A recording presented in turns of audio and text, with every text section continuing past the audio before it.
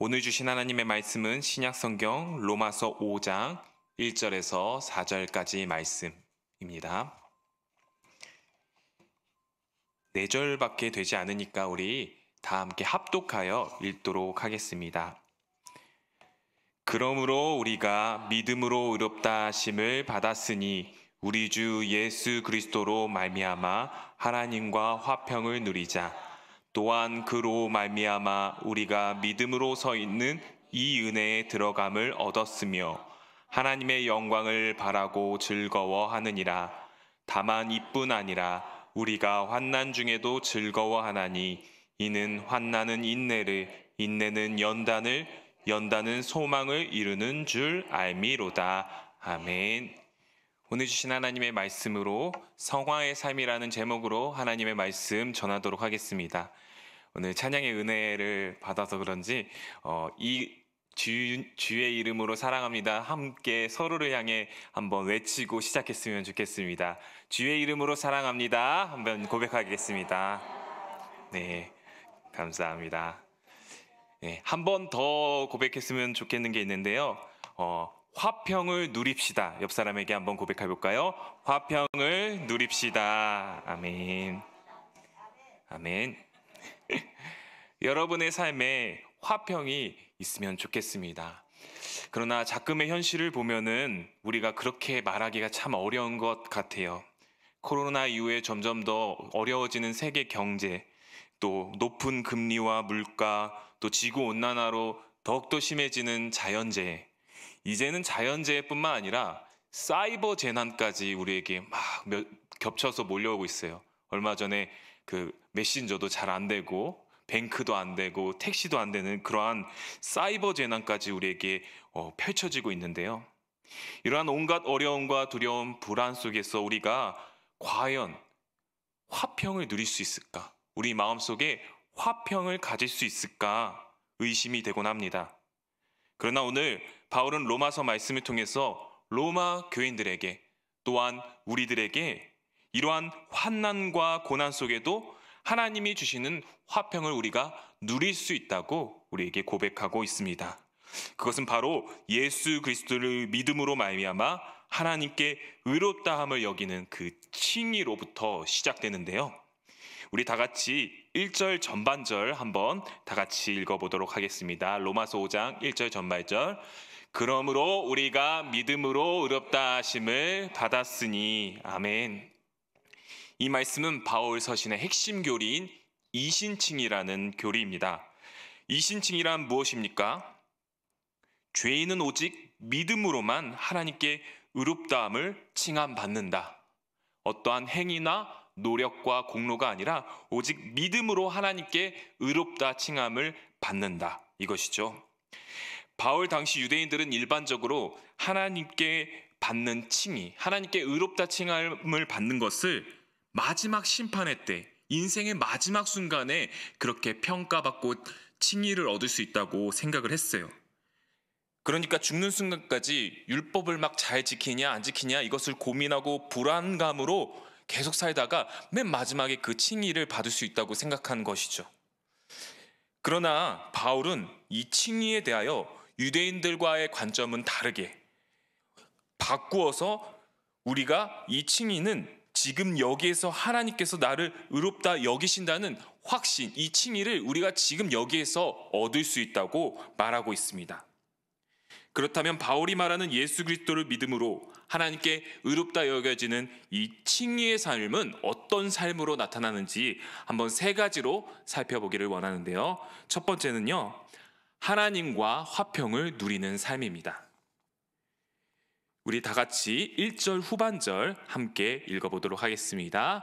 우리 주 예수 그리스도로 말미암아 하나님과 화평을 누리자. 아멘.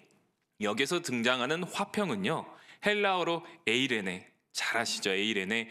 근데 원래 고대 헬라어나 그리스어는요, 이게 원래 전쟁이나 싸움이 없는 아주 평안한 상태를 의미했다고 합니다. 그러나 바울이 이 단어를 통해서 히브리적 사고, 성경의 사고, 샬롬이라는 그 화평이 이 의미가 같이 결합시켜서 더 확장된 의미를 우리에게 전달하고 있는데요. 그것은 바로 예수 그리스도로 말미암은 하나님과의 온전한 관계 회복입니다. 본래 우리는요, 하나님께서 지으셨을 때 이 에덴 동산에 아담과 하와가 있었을 때 불안이 없었습니다. 불안이 없었어요. 떨림이 없었습니다.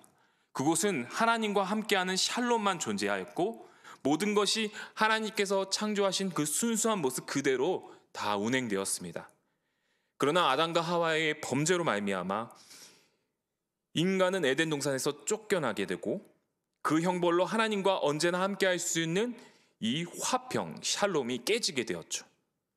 죄로 인한 하나님과 인간의 원수됨을 통하여 세상은 이제 불완전한 곳이 되었고 두려움과 불안이 가득한 곳이 되었습니다. 결국 인간은 세상에서 항상 평생 불안함을 느낄 수밖에 없는 존재가 되었죠. 그런데 하나님께서 우리에게 내리신 선물이 있습니다. 10절 우리 오늘 말씀 읽지는 않았는데 오늘 5장 10절 한번 같이 읽어보도록 하겠습니다. 앞에 나와 있습니다. 곧 우리가 원수 되었을 때에 그의 아들의 죽으심으로 말미암아 하나님과 화목하게 되었은즉 화목하게 된 자로서는 더 그의 살아나심으로 말미암아 구원을 받을 것이니라. 아멘. 죄로 인해 하나님과 원수가 되어 불안함 속에 살 수밖에 없었던 우리에게 하나님께서는 예수 그리스도의 죽으심을 통하여 깨어졌던 우리와 하나님과의 관계를 회복시키셨습니다. 그러므로 예수 그리스도를 믿는 우리는 그 예수 그리스도의 중보자 역할을 말미암아 하나님과의 온전한 관계, 진정한 화평을 누릴 수 있는 존재가 되었다는 것이죠. 때때로 이렇게 사업도 잘 되고 이제 가게도 잘 되고 집안의 자녀도 속색이지 않고 이렇게 건강하고 이렇게 평안함 가운데 살고 있으신 분들 가운데 왠지 모르게 마음에 불안함을 느끼고 사는 사람들이 있습니다. 교회 열심히 다니고 봉사도 하는데도 불안함을 계속 느끼는 사람들이 있어요. 반면에 가정이 어렵고 또 열심히 자녀가 좀 속을 썩이고 또 가게가 잘 안 되고 건강이 좋지 않아도 마음속에 이렇게 화평함이 넘치는 사람들이 간혹가다 보이긴 합니다. 그런 사람들이 우리 주위에 보여요. 분명 이것은 하나님과의 온전한 관계에서 나오는 화평이라고 하는 것이죠. 우리 마음속에는 하나님으로밖에 채울 수 없는 그러한 빈 공간이 있습니다. 그곳이 하나님으로 채워질 때, 하나님과의 온전한 관계로 회복될 때 우리는 세상이 줄 수 없는 샬롬, 화평을 누릴 수 있다는 것이죠. 혹시 지금 마음속에 여러분 가운데 나도 모르는 이유가 없는 불안함을 느끼고 계신 성도님들이 계십니까? 예수 그리스도를 온전히 믿음으로 다시 하나님과의 관계가 회복되는 화평을 누리시는 저와 여러분 되시기를 주님의 이름으로 소망합니다. 두 번째로 믿음으로 하나님께 의롭다 여겨지는 삶은 은혜로 들어가는 삶을 말합니다. 우리 2절 상반절 다 같이 읽어보도록 하겠습니다. 또한 그로 말미암아 우리가 믿음으로 서 있는 이 은혜에 들어감을 얻었으며. 아멘.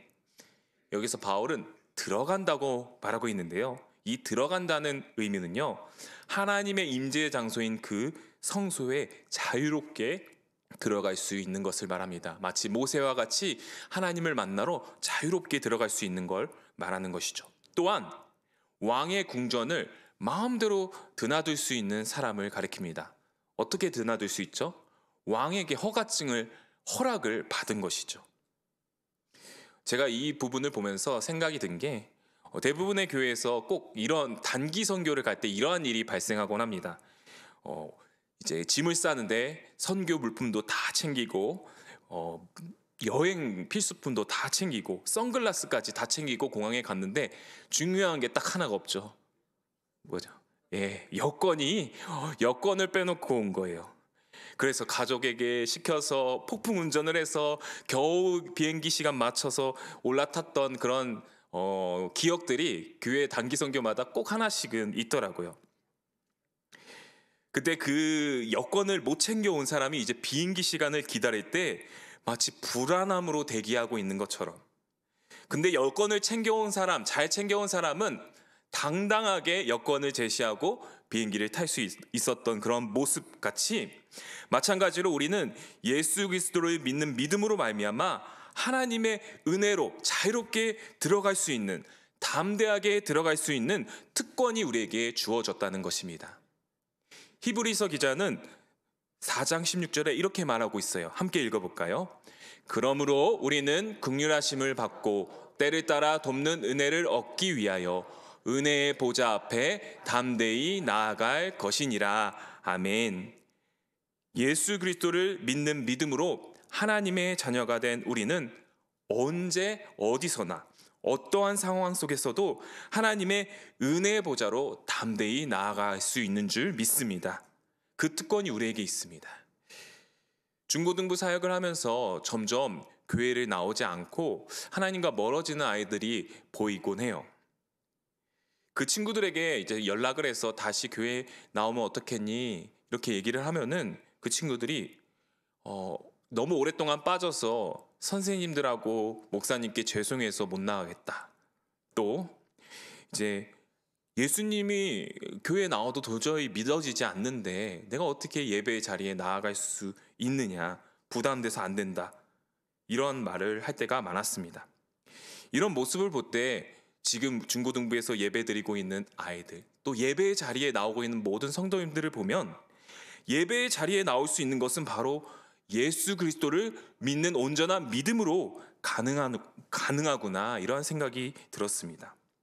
무엇보다도 이 예배의 자리에서 우리가 하나님의 임재를 경험하고 하나님의 은혜로 들어가기 위해서는 나의 모든 생각과 또 나의 자격 없음을 생각하지 않고 오직 예수 그리스도만을 의지하며 예수 그리스도만을 온전히 믿으며 나아가는 것이 은혜로 나아가는 삶, 하나님의 임재로 나아가는 삶이라고 하는 것이죠. 혹시 이 예배 자리에 있으면서도 지금 은혜 안으로 들어가지 못하는 성도님들이 계십니까? 예배 자리에 있으면서도 하나님의 임재를 누리지 못하는 성도님들이 계십니까?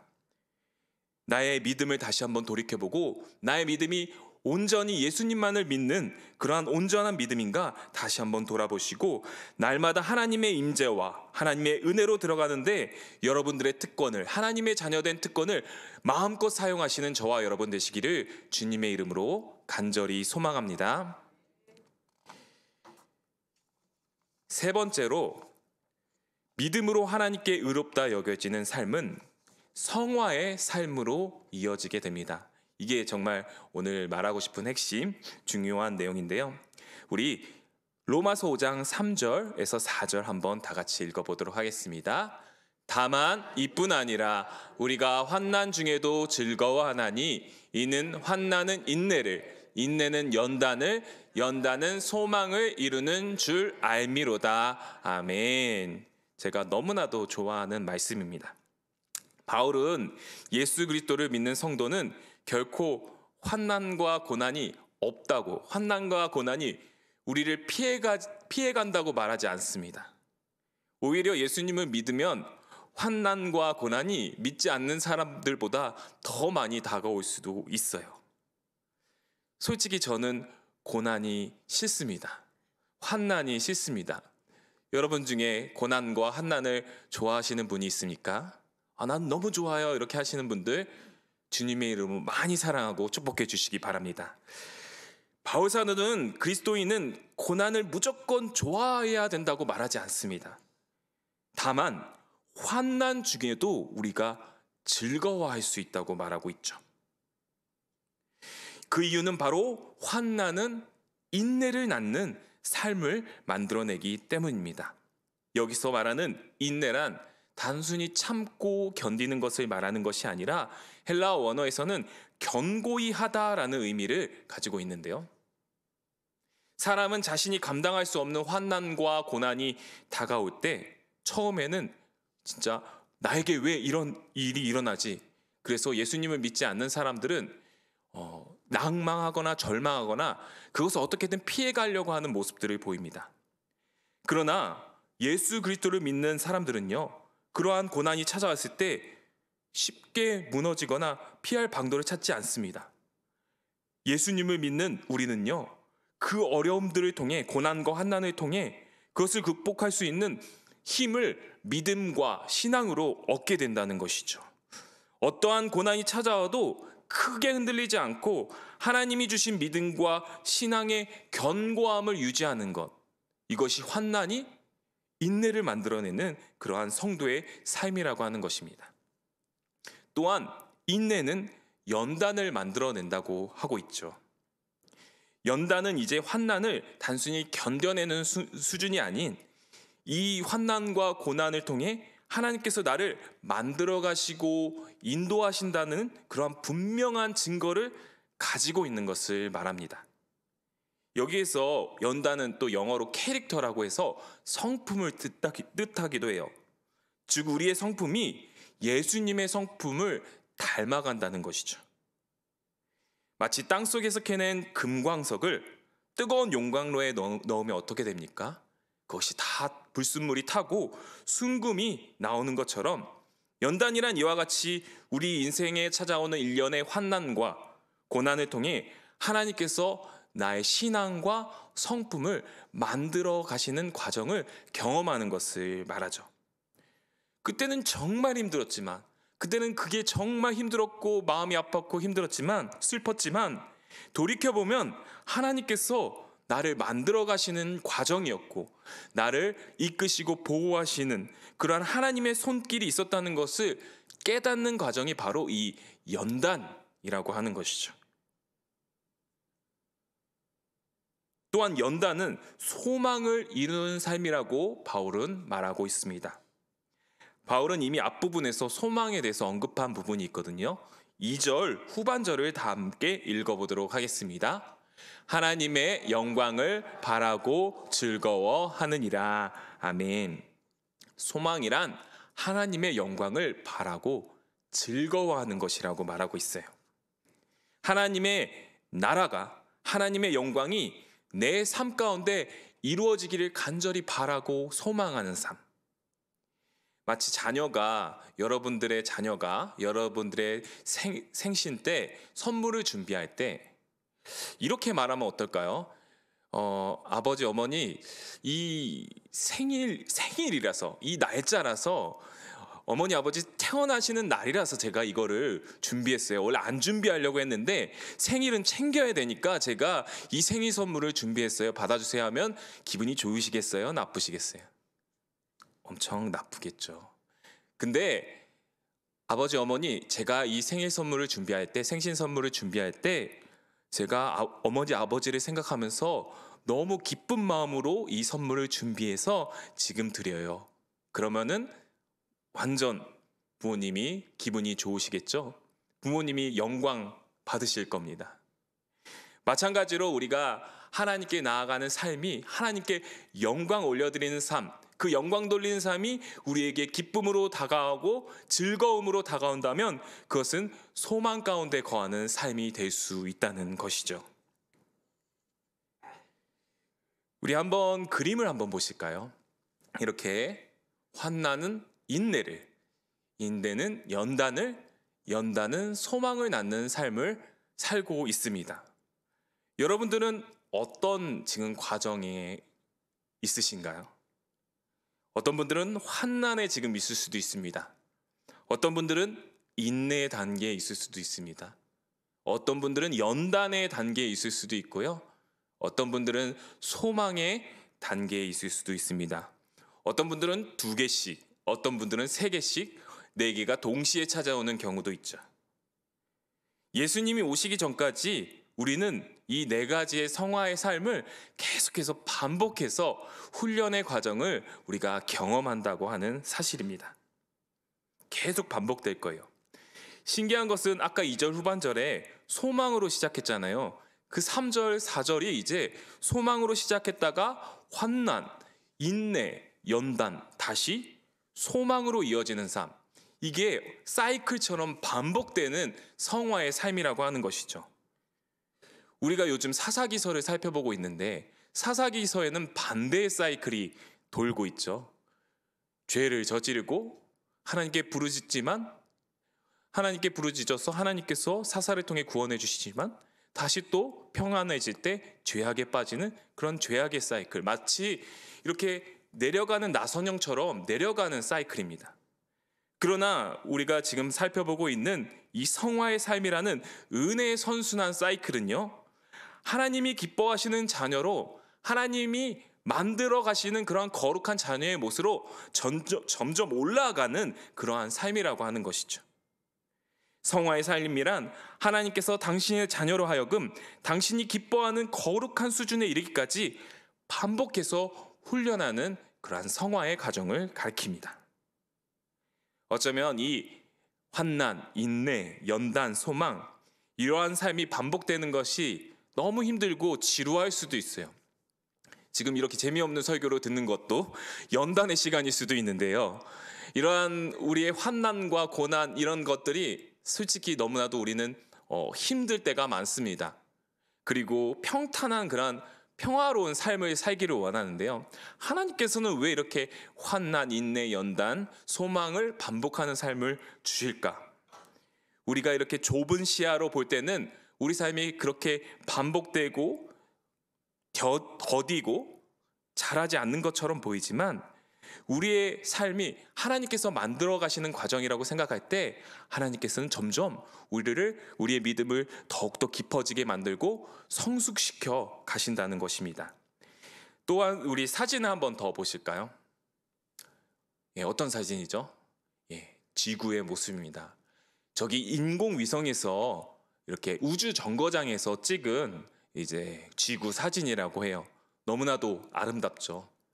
저기 우주 정거장에 우주에 가는 사람들이 있지 않습니까? 이제 나사나 이런 데서 우리나라도 5년 전에 이소연 씨라고 최초로 우주인이 된 한국인이 있었습니다. 여성분이 있었는데요. 거기에 올라간 사람들이 우주 정거장에 올라가면요, 저런 모습 지구를 하루 종일 쳐다본다고 해요. 다른 거 안 하고 저 지구만 계속 쳐다본다고 해요. 너무나도 아름답잖아요. 계속 지켜봐도 계속 볼 수 있는 그러한 모습이라고, 광경이라고 합니다. 그런데요, 이 우주정거장을 갔다 온 우주인들이 다들 공통점이 있다고 해요. 변화된 이상한 공통점이 있다고 합니다. 그게 무엇이냐면요, 바로 모두가 겸손해졌다고 하는 것입니다. 마음이 많이 겸손해졌다고 하는 것이에요. 하루 종일 저 지구의 모습을, 아름다운 지구의 모습을 쳐다보니 지금 그동안 내가 저기에서 고군분투하고 내가 스트레스 받고 치열한 경쟁을 하고, 공부로 경쟁을 하고, 사업으로 경쟁을 하고, 돈으로 경쟁을 했던 그러한 모든 모습들이 그저 작은 점에 불과했다는 것을 깨닫게 되는 것이죠. 자기가 겪었던 여러 일들이 우주라는 관점에서 보면 너무나도 작고 사소하고 미미한 일이었다고 하는 것입니다. 지구에 도착해서 이들은 어떤 삶을 살았냐면, 지구 환경을 개선하고 이웃을 사랑하고 자기가 주어진 삶에 최선을 다하는 그러한 충실한 지구인이 되었다고 합니다. 마찬가지로 우리의 삶에 다가오는 모든 고난, 우리가 이해할 수 없는 모든 고통, 스트레스, 마음의 상처, 우울함, 답답함, 하루에도 오락가락하는 내 감정, 이 모든 일은 하나님의 관점으로 볼 때 나를 만들어 가시고 더 나은 모습으로 빚어 가시는 하나님의 훈련 과정이라고 하는 것이죠. 그것이 바로 성화의 삶이라고 하는 것입니다. 우리 옆 사람에게 이렇게 한번 고백했으면 좋겠습니다. 당신은 아직 미완성입니다. 시작. 당신은 아직 미완성이십니다. 이게 기분 나쁜 말로 하는 것이 아니라, 나쁜 의미의 미완성이 아니라, 하나님이 더 좋은 모습, 아름다운 모습, 더 신앙의 깊은 모습으로 빚어가실 많은 부분들이 있다는 것에서 미완성이라고 하는 것입니다. 우리 연희교회도 마찬가지인 것 같아요. 우리 교회도 아직 미완성입니다. 그동안 수많은 어려움과 아픔들이 있었지만 돌이켜보면 하나님께서 빚어가시고 계시는 연희교회의 아름다운 하나님의 손길이었다고 하는 것이죠. 주일날 비전 세미나 때 서로 교회에 대한 그런 이야기들을 나누고 생각들을 나누는 모습을 교육자들이 이렇게 지켜보고 저도 이렇게 지켜보았습니다. 너무나도 아름다운 모습이더라고요. 저는 그 모습을 보면서 하나님께서 앞으로 연희교회를 더욱 아름답게 빚어나가시겠구나 이런 생각을 했습니다. 사랑하는 연희교회 성도 여러분, 우리는 예수 그리스도를 믿음으로 의롭다 칭함받은 하나님의 자녀, 구원받은 하나님의 백성입니다. 그 믿음으로 어떠한 환경과 어려움 속에서도 날마다 하나님과 화평함을 누리시는 저와 여러분 되시기를 바랍니다. 예수 그리스도를 통하여 날마다 하나님의 은혜에 들어가고 하나님의 임재에 들어가는 저와 여러분 되기를 간절히 소망합니다. 무엇보다도 더욱더 깊어져가는 이 가을의 계절에 환난과 인내, 연단과 소망을 이루는 성화의 삶을 통해 하나님이 빚어가시고 하나님이 아름답게 만들어가시는 연희교회의 모습으로 나아가는 저와 여러분, 우리 연희교회 모든 성도님들 되시기를 주님의 이름으로 간절히 소망합니다. 기도하시겠습니다.